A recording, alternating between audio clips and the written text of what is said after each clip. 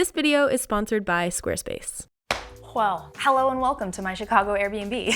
I posted a story a couple days ago when I was packing for this trip showing the amount of gear I was putting in my camera bag spread out all over the floor. We know it well, and I got a lot of questions about what I bring when I travel, going through security, weight limits, overpacking, organization, you know, just all of it. So I thought today, instead of doing a traditional what's in my travel camera bag, I'm gonna give you guys the hot tips on how I have maintained my sanity while traveling as a photographer, videographer, video producer, now YouTuber. The list goes on. I don't even know what to call myself anymore. Anyways, let's get right into it. So here's my strategy when I am packing my camera bag.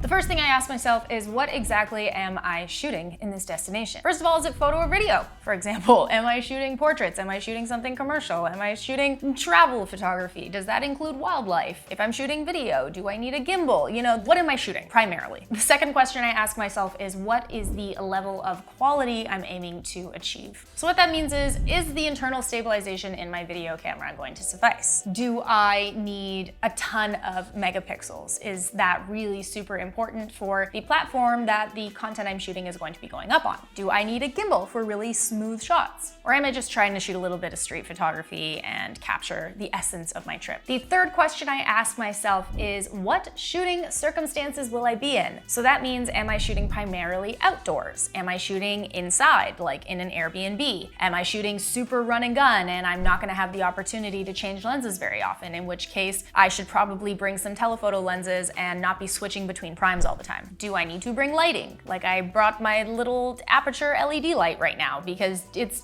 nighttime now.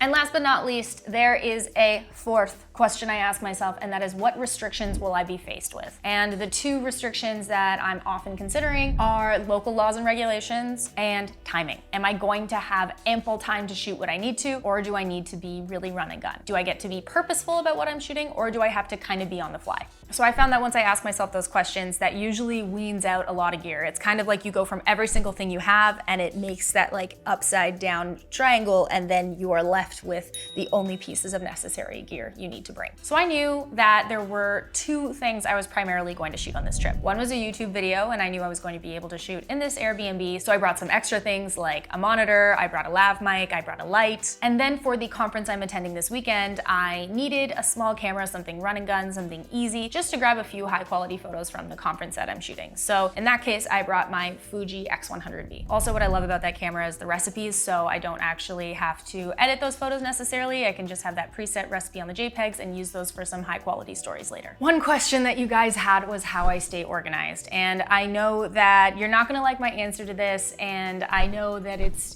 the thing that just gets everyone, because we say we don't have time and we also don't make the time. My number one recommendation for this, to make sure that you're bringing what you need, you're double checking everything, and you don't forget anything when you're at that new location, is make a gear list. And every time you're packing something into your camera bag, make sure it's going back in the same location. If you have a little bit extra money, you can pick up some little bags, or even just use Ziploc bags to keep cables and things organized. Label things if you can. Use bongo ties or little Velcro ties, and that's really gonna help everything stay organized if everything has its own unique spot in your bag that you're consistently putting things away in. It's gonna be a game changer, trust me. You enjoying this video? Cool. Couple things I'm gonna ask you to do then. 1, maybe subscribe to my channel. 2, listen to me talk about Squarespace for a minute. Thanks. I used Squarespace to make my website. I legitimately did, even before they paid me to do this ad. The template I chose was clean and stylish, and I literally built it myself. I really struggle with design, but Squarespace made it super easy for me to showcase my portfolio beautifully. The platform is super easy for me to customize, update regularly, and I can get analytics about the purchases made on my digital products through my online store. And I run my own business, so I don't have time to learn a whole new platform. All right, so head over to Squarespace for a free trial, and when you're ready to launch, you can use this code right here to save 10% off your first purchase of a website or domain. Thanks, Squarespace. Now back to the video. So now I'm gonna answer some of these questions directly from Instagram. So there were some good ones. How many times do you get stopped at security? I always anticipate that I'm gonna get stopped at security and they are gonna search my bag. Now, a lot of people get really, really stressed when you're going through security, but don't worry, they're just doing their job. You haven't done anything wrong. There are a couple of things I do to make this process a little less stressful for me. If you're traveling with a drone, there are lipo-safe bags that you can put those batteries in. That is what you are supposed to be doing with those batteries. You have to keep all the batteries that you're bringing on your person. You cannot check batteries. As far as like tripods, stands, any cables, you know, things like that, if it's gonna make your life a little bit easier, you can put those in your checked bag. I would keep all the electronics or everything that is expensive on your person and in that camera bag if you can. I always leave some extra time when I'm going through security because I know chances are that bag looks crazy going through the x-ray machine and they're gonna wanna open it up, they're gonna wanna swab it. So just don't freak out. Leave some extra time so that you are not super stressed getting to the gate and you can let them search it, let them go through, do their scans, whatever. Everything's gonna be fine. Okay, next question is, what tripod do you use? Carrying one is always a pain and bulky. Now, I would show you the tripod I use for travel, but I am currently using it. So even though we're shooting video right now, and let me see if I can take a video of what this looks like. What a cute setup. Wow. So even though this is really extra to be using on this tripod, I am using the Peak Design Travel Tripod. It is a little on the pricier side, but it folds up super small. It is super intuitive to use. I love the ball head. It's really strong, it's durable. This thing has been in waterfalls. It's been dropped so many times. Usually I'm clipping this to the outside of my camera bag. I'm not putting it inside, but occasionally if I just don't wanna deal with that, if I don't wanna deal with it like clunking or hitting things when I'm carrying it around, I just put it in my checked bag and just call it a day. Okay, someone is asking hard shell cases like a Pelican case or a softer backpack style. The camera bag that you bring is totally up to you and how much gear you have. Of course. The one that I've been traveling with for years that I love is one of those low pro roller backpacks from their Runner series. They don't actually make that particular bag anymore, but there are tons of even better options now. I just refuse to let this bag die, to be honest with you. I prefer a roller bag for going through the airport and for carrying everything because I can fit so much into it. And carrying a camera bag on your back through the airport has to be one of the worst experiences ever and one of the worst things you could ever do for your back. So you will mess up your back. Get a rolling bag, and if you can, I would then check a smaller day bag into your larger suitcase that you're checking. Put it in the cargo hold. Don't worry about it. And then you can swap things out at your hotel room. You can take things from that main large roller bag and put them in a day bag. That's usually what I'm doing. And I also have a video that goes through all of my favorite camera bags, and that'll be linked in the cards. Oh, going back to security, this is a good one. How do you pack and easily unpack at airport security? So when they say that they want all electronics out of the bag, just take your laptop out. It'll be fine. Sometimes they're gonna make you put the cameras in a bin and run it through again, in which case, let them run it through again. Don't take everything out. I never do. I just take my laptop out, and I think only a handful of times have they wanted to scan my bag again or have me take out the bigger bodies and the lenses, and that's not a huge deal, but I'm absolutely not taking everything out of that camera bag. That is ridiculous and unnecessary.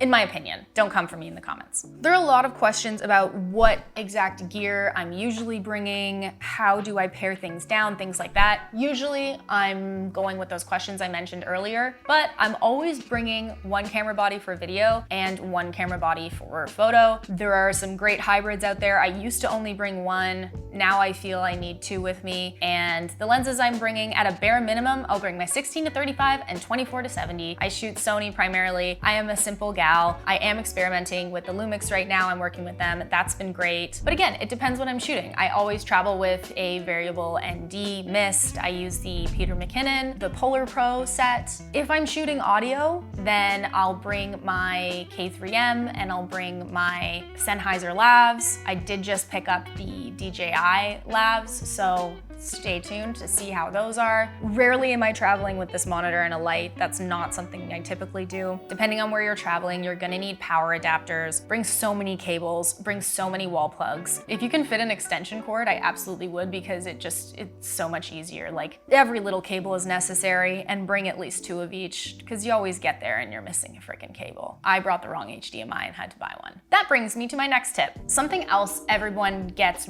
really stressed about when traveling is forgetting something. And I actually got this tip from my friend its.lizziepeirce, and she and her husband Johnny and their kids, they travel a ton. And what brought her a lot of peace of mind, especially when traveling with kids, is she realized that at the end of the day, the only things that you can't replace when you're traveling are your passport, your wallet, and obviously each other. So if you forgot a sweater or you forgot a certain plug or cable, obviously I don't think you would be forgetting your camera or your lenses, then it is something you can pick up when you're on the go. Or I have definitely gotten myself into a couple pickles, and I have posted on Instagram to see if anyone volunteered to help me out. And there was one time when Chris and I were in, I think, Scotland, and our drone completely decided to stop working, and two guys came out and just let us use their drone for the day. And that was fantastic.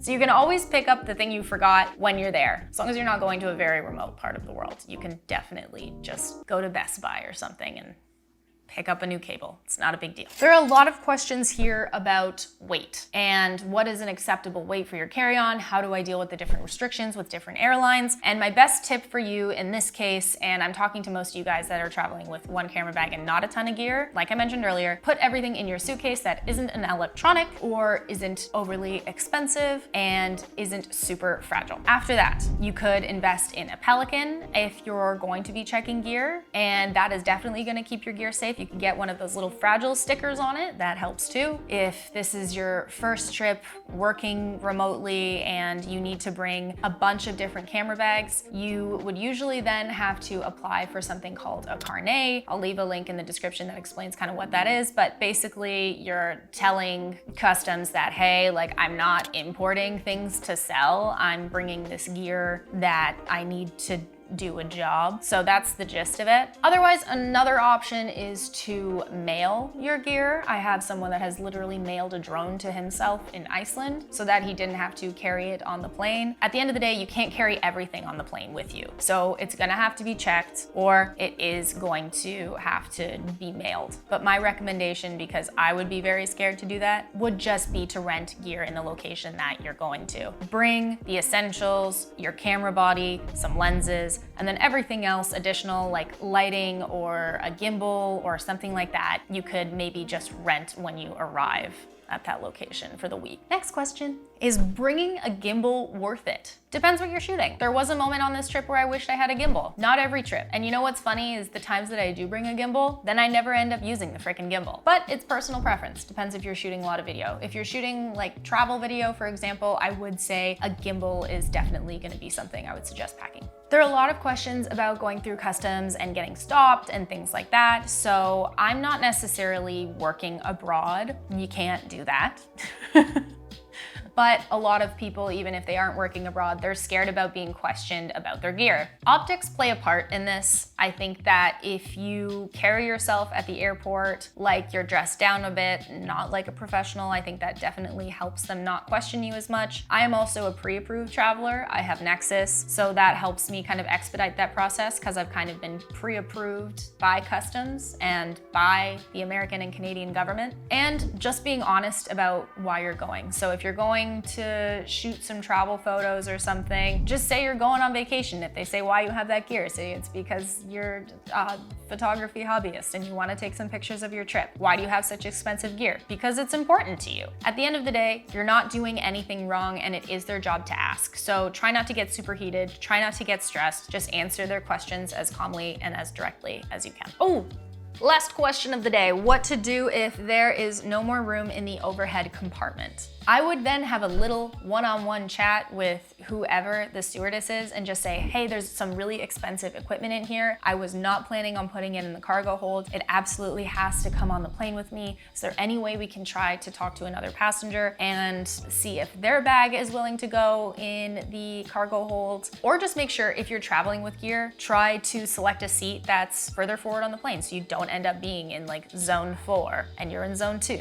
and then you don't have this problem at all. I was told to say flight attendant and not stewardess, so I apologize if I have offended everyone. Are you happy now? No. Go back where you came from.